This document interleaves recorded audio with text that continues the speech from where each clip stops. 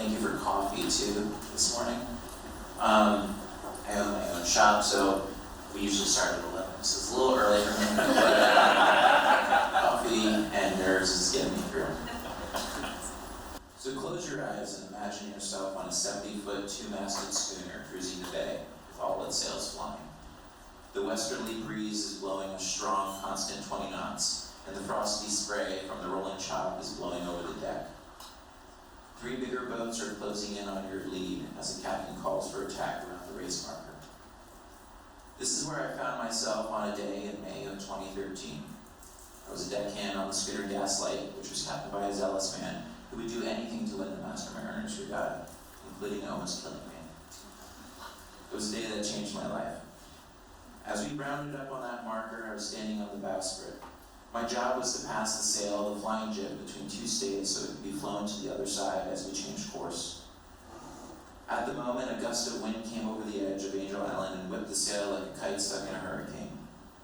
My hand instinctively caught a line to catch hold of it before the massive sail sunk below the water, but the rope tore under my palm towards the block.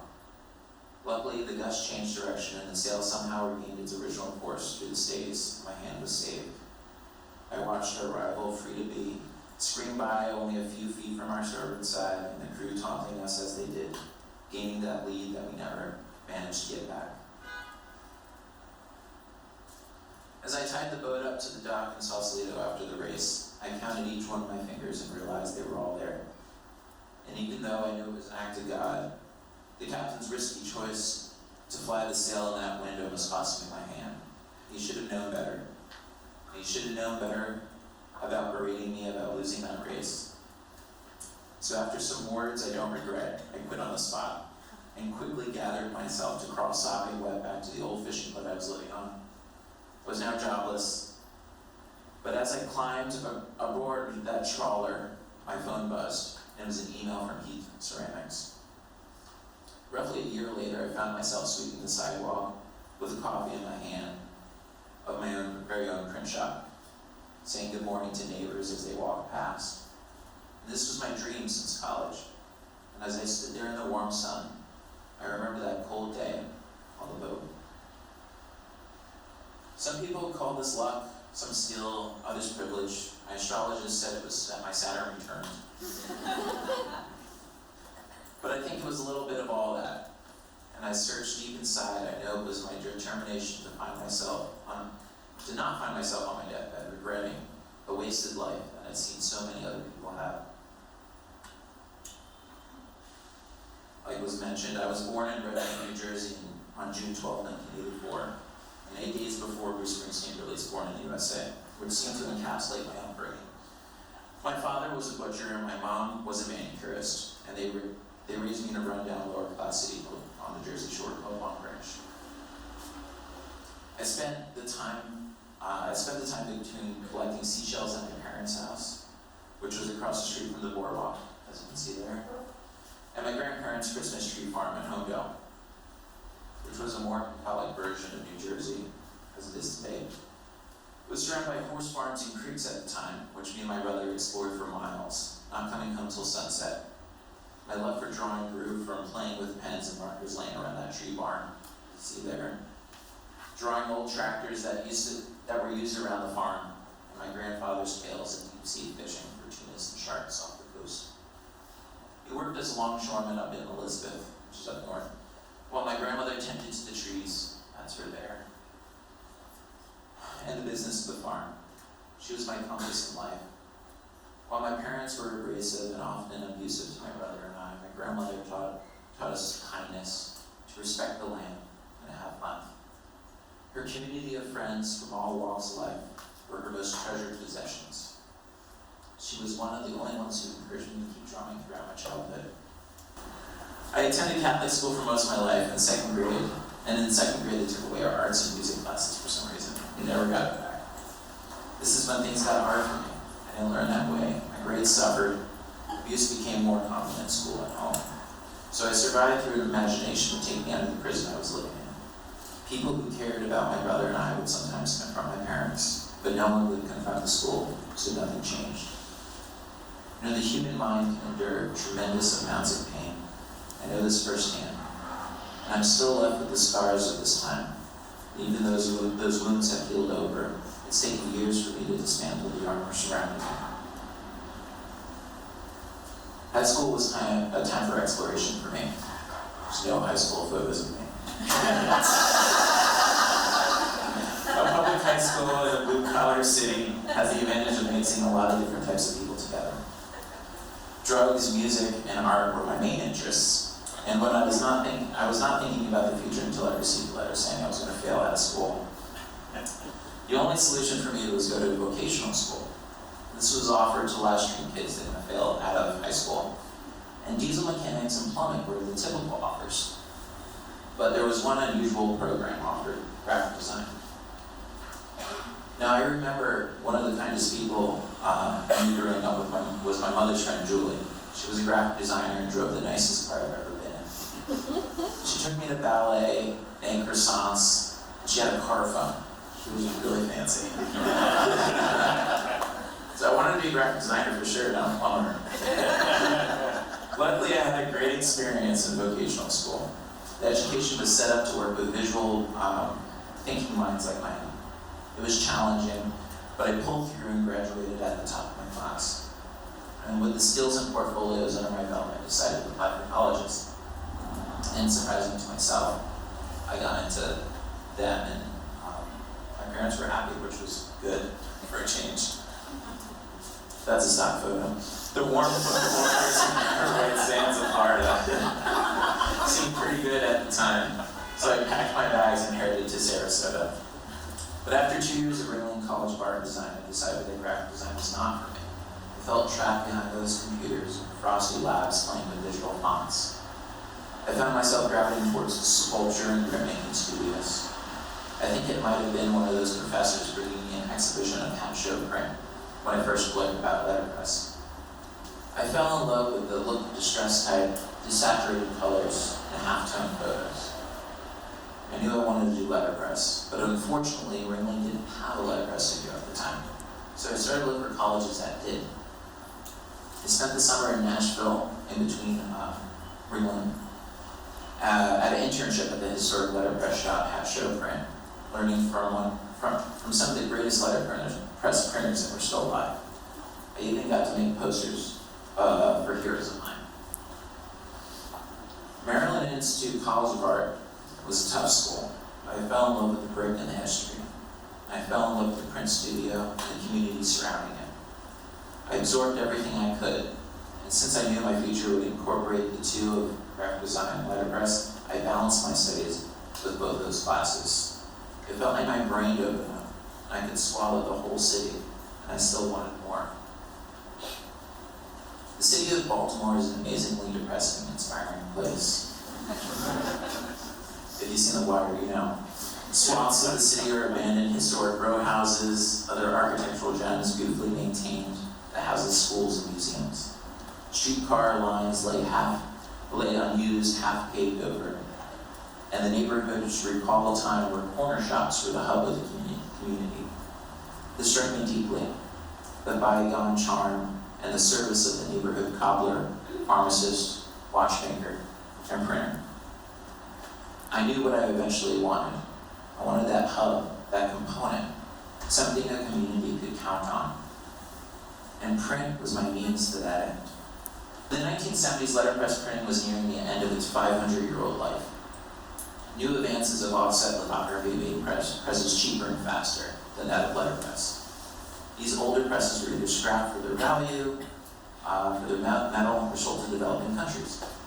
Luckily, a few artists recognized the value of the craft and started amassing collections on the cheap. In the mid-2000s, there was 2 places in the country that were the last bastions for the business of letterpress: New York City and San Francisco. So with a promise of better weather and a better quality of life, I packed my grandfather's old army duffel bag and headed out west, knowing only one person and praying she had a couch I could sleep on. Luckily she did, and took me about a month to find a steady job and an apartment. The book bindery where I found work was one of the last in the city that made books by hand. I did everything from one-of-a-kind to small runs of self-published books to rebinding old family Bibles. It was valuable in the sense that it taught me how to work efficiently in production, but also how not to treat my employees.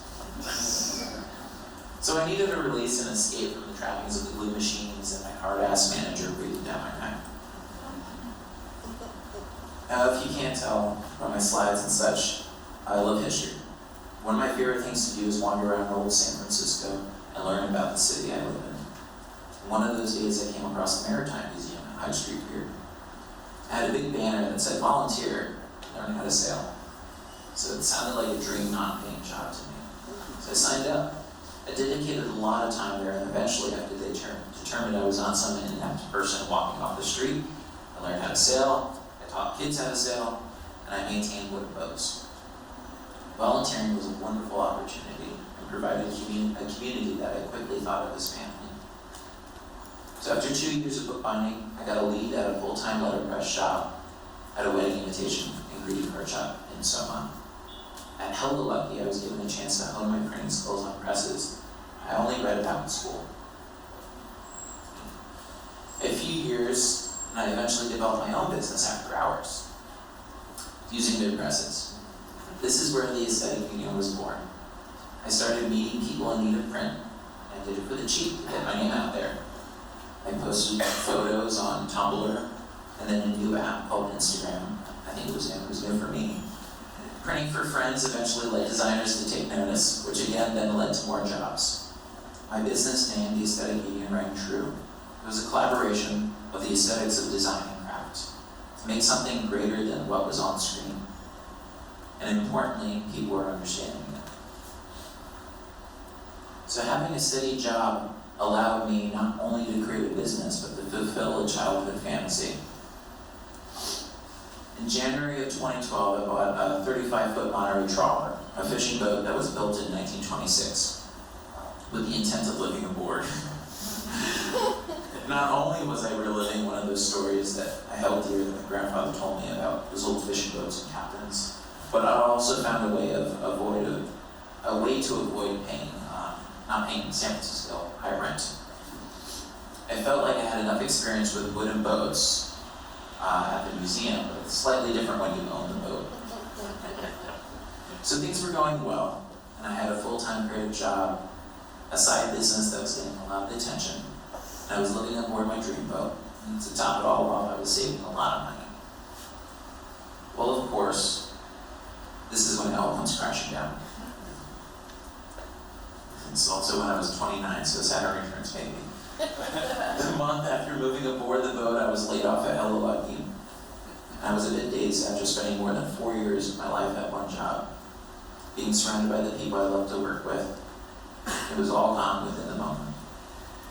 Not only that, but I also found out marinas don't like people living on their boats without their permission, so I was immediately kicked out of the harbor I was living in. After a few nights on anchor, I eventually found a slip to the dock for my boat at a houseboat commune in Sausalito. They still exist. And the vibe was pretty crunchy, which is not really my style. So I found a loophole in the Port of San Francisco's laws about fishing boats and liveaboards, and moved to the commercial docks at Fisherman's Wharf. The vibe was much more salty, more my style. When I wasn't battling sea lions trying to launch themselves over the gunnels to sunbathe on my deck, I was working part-time at the Maritime Museum as a deckhand and racing big boats. I felt like it was an old-time San Francisco family, making art and drinking grappa with North Beach poets late into the morning. Those 3 years on the water hold too many stories to count, but I can safely say I met some genuine human beings.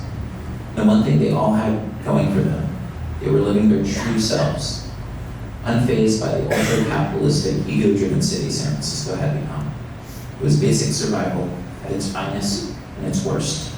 Semi-retired living on my boat would be many people's dreams, but something didn't sit right with me.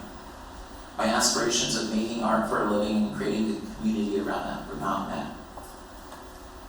Your path might have many enticing distractions, and this was exactly that for me. I know I needed to pursue my path. This was all felt reminiscent of being stuck in that rundown town in New Jersey, watching all those people that would never leave. I had to get out of this dream, but how?